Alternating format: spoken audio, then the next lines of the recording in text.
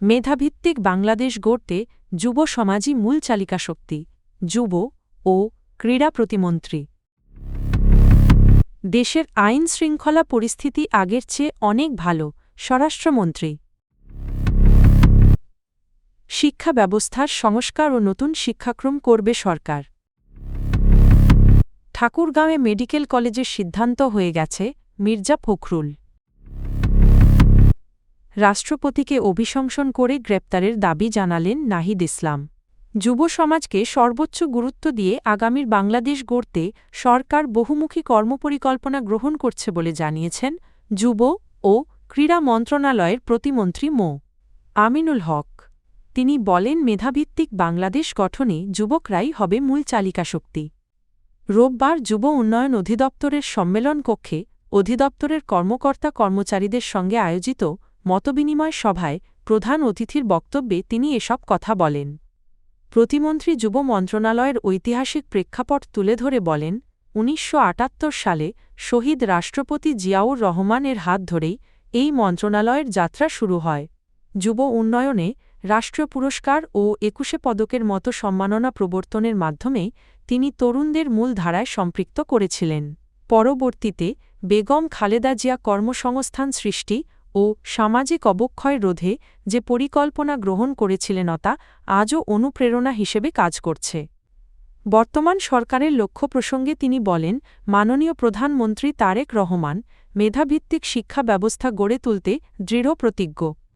শিক্ষা ব্যবস্থাকে আরও গতিশীল করতে এবং প্রতিটি ঘরে শিক্ষার আলো পৌঁছে দিতে সংশ্লিষ্ট মন্ত্রণালয়গুলোকে প্রয়োজনীয় নির্দেশনা দেওয়া হয়েছে।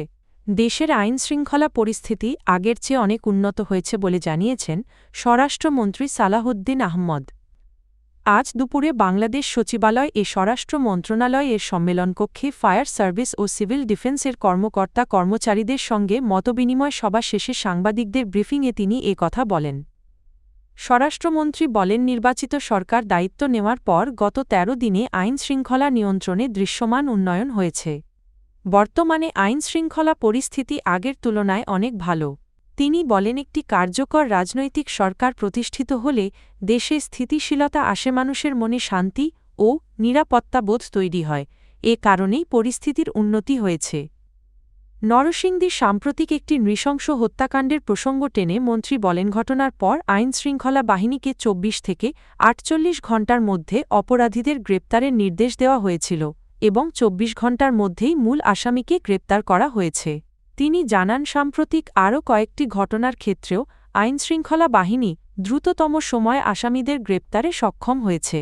শিক্ষা ব্যবস্থায় গুণগত সংস্কার এবং দ্রুত নতুন কারিকুলাম প্রণয়নে কার্যকর উদ্যোগ নেওয়ার কথা জানিয়েছেন শিক্ষা উপদেষ্টা ড.আ.ন ম এহছানুল হক মিলন। রোববার ১ মার্চ মাদ্রাসা শিক্ষা অধিদপ্তর আয়োজিত এক মতবিনিময় সভায় তিনি এ কথা বলেন। ড.আ.ন ম এহছানুল হক মিলন বলেন, দেশের শিক্ষা ব্যবস্থাকে আরও আধুনিক, সহজতর ও ফলপ্রসূ করতে সংশ্লিষ্ট সবাইকে সৃজনশীল প্রস্তাব ও কার্যকর উদ্যোগ নিয়ে এগিয়ে আসতে হবে। তিনি বলেন, শিক্ষা মন্ত্রণালয় কোনো প্রচলিত প্রশাসনিক মন্ত্রণালয় নয়। এটি একটি মৌলিক ও জাতি গঠনের মন্ত্রণালয় যা দেশের ভবিষ্যৎ নির্মাণ এবং নতুন প্রজন্ম গড়ে তোলার দায়িত্ব পালন করে। তিনি শিক্ষা ব্যবস্থায় অপ্রয়োজনীয় জটিলতা ও জুর ও কারক্রেটিক রেড টেপ দূর করার ওপর গুরুত্বারোপ করেন। কোর্স ও কারিকুলামকে আরও সহজ, সময়োপযোগী ও উৎপাদনশীল করতে সংশ্লিষ্টদের নিজ নিজ কাজ পর্যালোচনা করে উন্নয়নমূলক প্রস্তাব দেওয়ার আহ্বান জানান তিনি।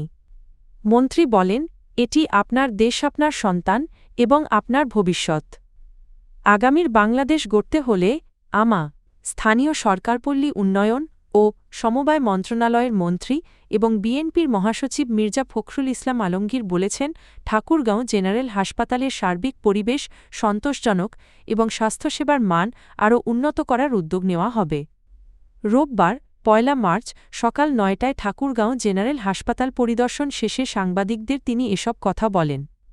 মির্জা ফখরুল জানান, পরিদর্শনের সময় হাসপাতালের কর্মকর্তা ও সংশ্লিষ্টরা উপস্থিত ছিলেন। হাসপাতালটি পরিষ্কার পরিচ্ছন্ন পাওয়া গেছে উল্লেখ করে তিনি বলেন, এটিকে কিভাবে আরও আধুনিক ও কার্যকর করা যায় সে বিষয়ে সরকার গুরুত্ব দিয়ে ভাবছে। তিনি বলেন, ঠাকুরগাঁওয়ে একটি মেডিকেল কলেজ স্থাপনের সিদ্ধান্ত ইতোমধ্যে চূড়ান্ত হয়েছে এবং জায়গাও নির্ধারণ করা হয়েছে। মেডিকেল কলেজ স্থাপিত হলে স্বাস্থ্যসেবার মান আরও বাড়বে বলে আশা প্রকাশ করেন তিনি। এ লক্ষ্যে বর্তমানে ২৫০ শয্যার হাসপাতালটিকে পর্যায়ক্রমে ৫০০ শয্যায় উন্নীত করার পরিকল্পনার কথাও জানান মন্ত্রী, যাতে এলাকার সাধারণ মানুষ উন্নত চিকিৎসা সেবা পেতে পারে। রাষ্ট্রপতি মো. সাহাবুদ্দিনকে অভিশংসন করে গ্রেপ্তারের দাবি জানিয়েছেন জাতীয় নাগরিক পার্টি এনসিপি এর আহ্বায়ক নাহিদ ইসলাম। রোববার সন্ধ্যায় রাজধানীতে এনসিপির যুব সংগঠন জাতীয় যুবশক্তি আয়োজিত ইফতার মাহফিলে প্রধান অতিথির বক্তব্যে তিনি এই দাবি জানান। নাহিদ ইসলাম বলেন, রাষ্ট্রপতিকে ফ্যাসিবাদের প্রতীক আখ্যা দিয়ে তাকে অভিশংসনের মাধ্যমে আইনের আওতায় আনতে হবে। তিনি বলেন, বাংলাদেশে আমরা কোনো ফ্যাসিবাদের চিহ্ন রাখতে চাই না। জুলাই গণ অভ্যুত্থানের দাবিগুলো বাস্তবায়নে আমাদের যুবশক্তি সক্রিয় ভূমিকা রাখবে।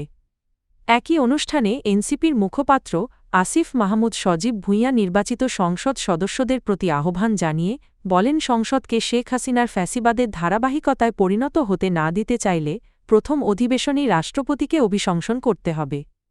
তিনি অভিযোগ করেন, গণহত্যার সময় রাষ্ট্রপতি নীরব ছিলেন এবং গণ অভ্যুত্থানের পরও নানা ষড়যন্ত্রে লিপ্ত ছিলেন।